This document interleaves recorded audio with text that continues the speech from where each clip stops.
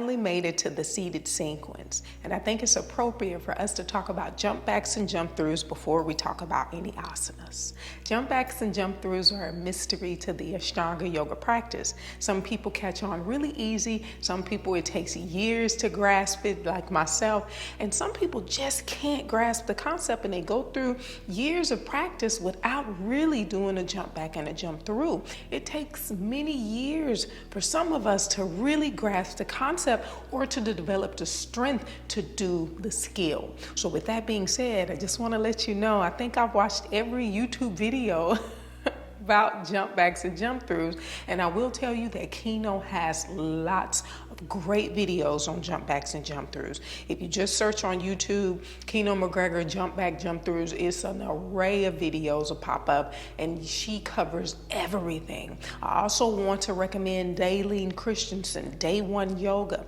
She has 2 great videos about jump backs and jump throughs. I've added her details below in the description. So let's talk about a few things.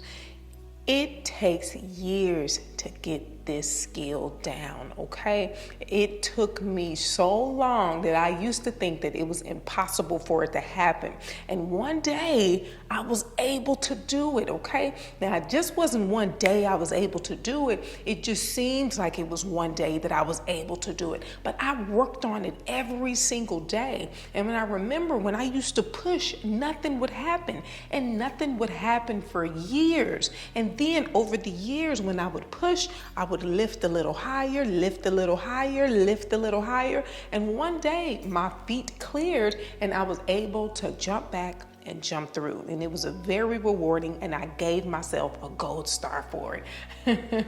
And when you get it, you will give yourself a gold star too. I will tell you that I've been practicing these jump backs and jump throughs for a year, and they're still very challenging. And every practice is different. Some days I can just breeze right through my jump backs and jump throughs, and some days they are very, very challenging. And that's when I modify. And it's okay to modify because you're still working on the strength if you're doing the mechanics that you're supposed to do when you modify. So modifying is not bad. When you feel great, go for it. And when you don't feel so great, modify. It's totally okay. Now, what I will tell you is jump backs and jump throughs, it's skill-based and it's anatomy-based. So you gotta know about shoulder positioning. You gotta know what muscles to engage. You need to know to always press into the ground to lift the body away from the mat. It's a lot of things going on, but I'm gonna do my best to show you today. We're gonna do jump throughs today. Next week, we're gonna do jump backs. I don't wanna make the video too long, okay? So with that being said, let's go ahead and begin. Smooth my block out the way. We're going to come into tabletop position.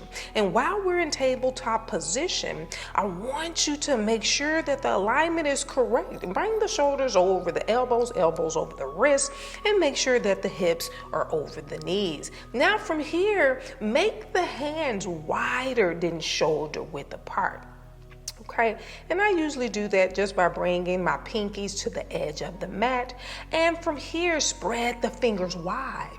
You want the wrist creases parallel to the mat, or you can turn the hands out slightly. I like to turn my hands out slightly. That just feels better for me.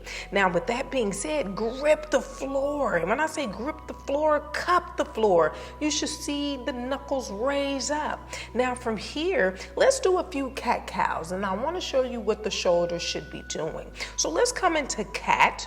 In cat, you want to hollow the chest, spread the shoulder blades apart, tuck the tailbone, and draw the chin down towards the chest. In cow, drop the belly, open the chest, gazes at the sky. Now from here, let's come back into cat.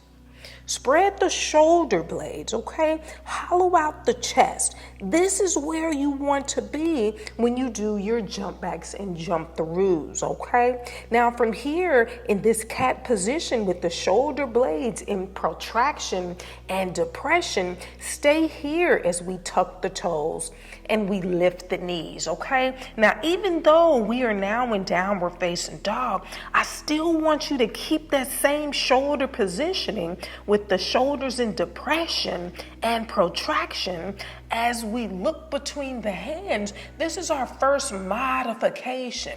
I want you to rise up to the balls of the feet.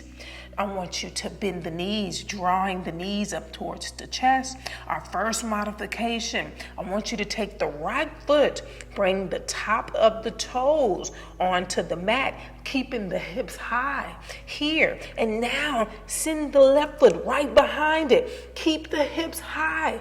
And I want you to press the ground away. Keep the chest hollowed out and the back rounded. Now bring the right foot closer to the hand. Bring the left foot and allow the knees to come in between the arms. And as the knees come in between the arms, lower the butt down and then slide the legs through. Have a seat, okay? Let's do that one more time. This is the first modification. So remember, downward facing dog, shoulders are in depression and protraction, okay? Away from the ears. Rise up to the balls of the feet.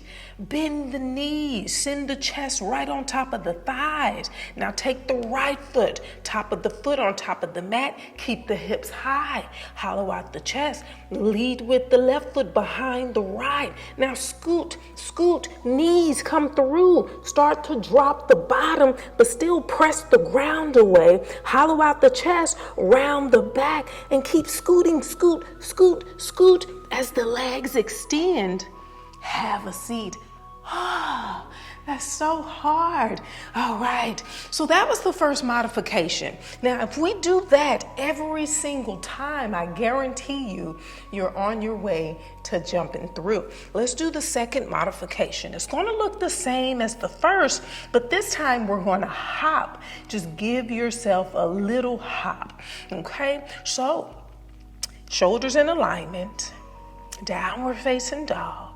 Rise up to the balls of the feet. Send the hips back. Tuck the tailbone. Give me a little hop. Right foot in front, left foot in back. Press the ground away. Round the spine. Hollow out the chest. Keep the tailbone tucked as we still slide. Scoot, slide, scoot. And as the legs come through, send the butt down and extend the legs. Whoa. Let's do it one more time. All right. Downward facing dog. Now we're going to just go ahead and rise up to the balls of the feet, bend the knees, hop. And as we hop, slide, use the core, slide, extend the legs out. Okay, I have any questions? Okay, you can't tell me anyway. So let's go ahead and move on. If you have any questions, put it in the comment. But so far, so good, right? Okay, so our third one is the actual jump through. And we actually can do a handstand to a jump through, but we're not going to do that right now. We're just going to jump through. So looking between the hands, rise up to the balls of the feet, drop the hips, and you want the chest right on top of the knees. Tuck the tailbone, looking forward as I jumped through, okay? Did you see how I had the tailbone tucked? My spine was rounded. I pressed the ground away. Let's do it one more time. Looking between the hands, lower the hips, tuck the tailbone, looking forward, and jump and extend the legs, okay? So what I will tell you, if you are trying to jump through and you feel like that your feet are catching on the mat, I suggest a yoga rug. So let's use the yoga rug, because the yoga rug will allow the legs to slide on through, okay? So I want to show you how easy that the feet slide through with the yoga rug, okay? So coming into downward facing dog, looking between the hands, bend the knees, tuck the tailbone, looking forward, and I jump, and you see how my feet just slide on the mat. And that also helps if you still are doing the correct mechanics, using the core, and you slide the feet through. I promise you, you're on your road to into a jump through. Okay, so last but not least, a handstand to jump through. I love this way. This is actually the way that I learned. It's so backwards how I learned how to do a jump through, but I learned from doing handstand. Okay, so handstand to jump through, we jump into a tuck. And in this tuck, we bend the knees, cross the legs, lower down into a jump through. You want to see it again? Okay. I'm just showing off at this point and this ego at this point. But this is definitely a goal to attain, a handstand to a jump through. So to a tuck and then jump through. Cross the legs, extend the legs. Okay, so with that being said, there's a lot of things that we got to take into consideration. Shoulder positioning. Always remember the shoulders are in protraction and depression. Contract the core. Keep the tailbone tucked as you cross the legs and bring them through and extend them back out. Okay? I hope that you enjoyed the tutorial. You have any questions, let me hear them below. Next week is jump backs. I'll see you soon.